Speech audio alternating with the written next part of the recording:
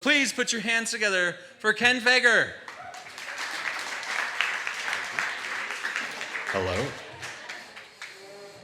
This isn't part of my story. 2 weeks ago, I saw Dave's Ham story for the first time, and I need help. I still have PTSD. It's that gruesome. I'm going to tell a triptych of interconnected party stories, but before I do, I have to tell you that the other person that's involved in this story said I couldn't use his real name because he needs security clearances for his job. So, I'm going to try really hard not to say his name, but for the sake of the story, we're going to call him Topher Columbus. Okay, he's Topher Columbus for the story. And his wife, who's also wonderful, by the way, she shares a name with that horrible mom from that television show from like a decade ago, John and blank +8. So those are their names. So my friend, Topher Columbus, I met him when I moved to Charlotte. And when I moved to Charlotte, North Carolina, I didn't have a whole lot of friends. And I didn't really connect with a lot of people. But Topher Columbus was one of those people that I became friends with. We had a mutual appreciation for photography. And after a while, I moved back to Wisconsin. And then out of the blue one day, Topher Columbus and his soon-to-be wife asked me, "Hey, Ken, can you be our wedding officiant?" And I was like, "No, that sounds terrifying. That's too much responsibility." And he goes, "Oh, no, you don't have to worry about it. We're already married. We got married in a courthouse like 6 months ago. I just need someone to come down and look the part." So I thought to myself, wow, this might actually be my first professional speaking gig. And you want me to lie to your entire family and just keep up the ruse. And if you've ever been to a wedding in the South, if you're the officiant, everybody down there is going to ask you, "What church are you affiliated with?" And I lied my ass off during the entire night. And I did such a good job that his family tried several times throughout the course of the night to pay me, to reimburse me for my expenses. But I had this residual Christian guilt, and I was like, "No, I can't accept any payment. This is my gift to the bride and groom. I just can't do it." So I came back to Wisconsin. And then a few years later, Topher Columbus calls me up and he says, "Hey, guess what? My investment group and I are getting together in Vegas. You didn't really accept any money for our wedding. Let me pay you back. Why don't you stay with us? You can stay at the Venetian for free." And I was like, "Hey, that sounds like a grand idea." So we go down to Vegas, and his investment group is all just money, money, money, money, money, stocks and bonds, money, money, money, money. I'm a millennial who's happy to save a few bucks by switching to Geico. Like, I just don't have that much money at the end of the month. So I couldn't relate to these people. The next day that we're down there, they rented a cabana at the pool at the Venetian, which is like several thousands of dollars to do. And bottle service there is like, a bottle of vodka is $600, right? So I'm poolside, I'm with these people I can't relate to, I'm drinking vodka, lots of vodka, and every time that bottle gets emptied and it's time for someone else to pick up another $600 bottle of vodka, I'm in the bathroom. I'm just hanging out in the bathroom, nowhere to be seen.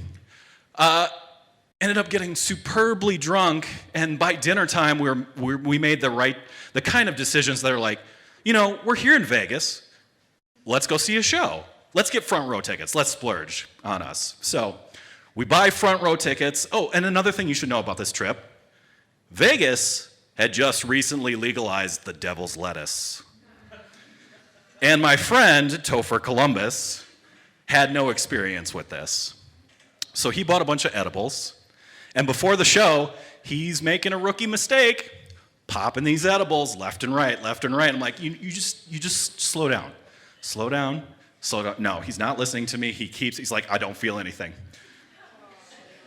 We get into the show, and we get into our front row seats. We are front and center. It's the kind of show where they give you a smock. And there's going to be flashing lights. And there's gonna be confetti, and the performers are gonna come down and sing a lot. And it's Blue Man Group. I heard you say Blue Man Group. Someone said Blue Man Group. I am having the time of my life. Like, I am just really enjoying myself. And at some point during the show, I turned to my friend Topher Columbus, and he had turned from a solid into a liquid. Like, he is in his seat. He looks like he's gonna die.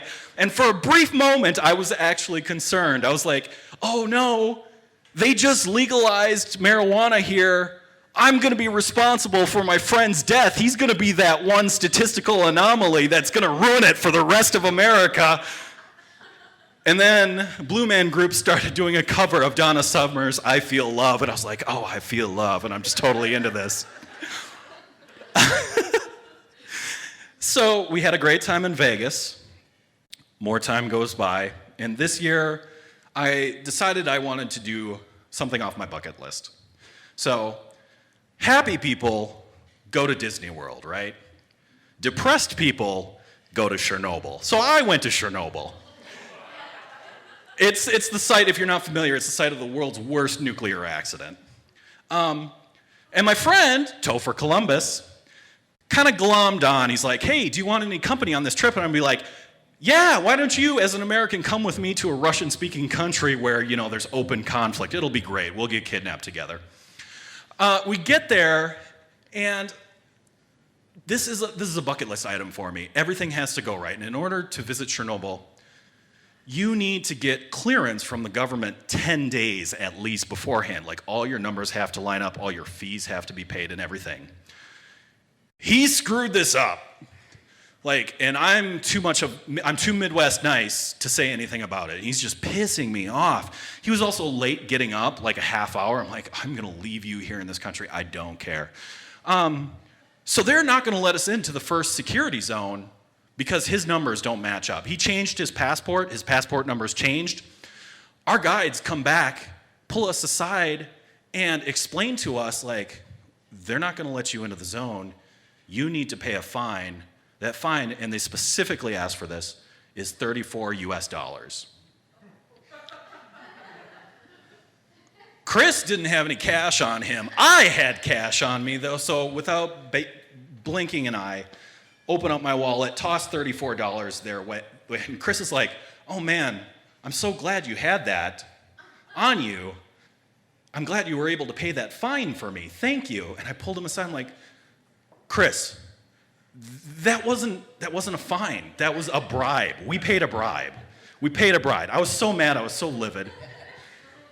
But anyway, it subsided. Chernobyl was a hot mess. Literally, it was like 85 degrees. We walked 10 miles that day.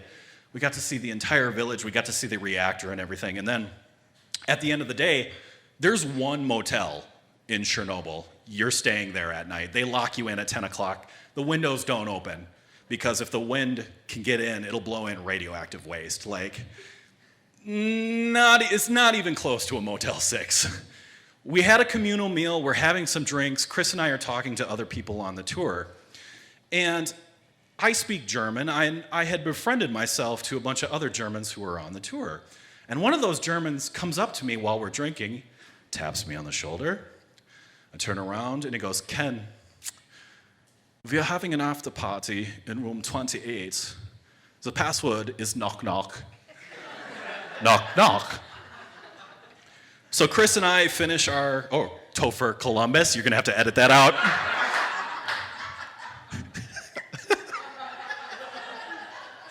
I knew I wasn't gonna make it. We finish our 50-cent beers and we are ready to go to bed, but then this is where I'm gonna get my revenge. I tell my friend Topher Columbus that we've been invited to an after party. We have to go up to room 28. And we go up to the second floor, and we can hear them before we get down the hall. And we get to the door, and I go, knock, knock, knock, knock. The door flings open. There were 5 Germans in that room. They were rather rotund. There's no air conditioning because you can't open the windows. It's 80 degrees out. This wave of heat just whooshes over us. And they're all shirtless, Some of them aren't wearing pants. And Thibaut, who answered the door, he's like, Ken, hello, come rein, we're fine. Come, which means come on in, we're partying.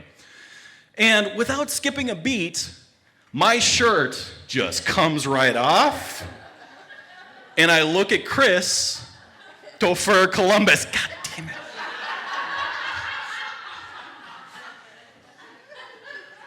I look at him, and he something you should know about him, his political spectrum is far to the right compared to me. He is mortified. I've got my revenge. He gets in the room, and peer pressure eventually gets his shirt off. So we are sweating in this room. We're drinking vodka, getting even more drunk with these Germans. It was fantastic. Now, remember at the beginning of the story that I had mentioned Topher Columbus's wife. And if the live stream was working, she'd be watching right now. We're going to send the recording to her later. I just want to say to you that I am really sorry for getting your husband in all this trouble every time that we hang out. So thank you.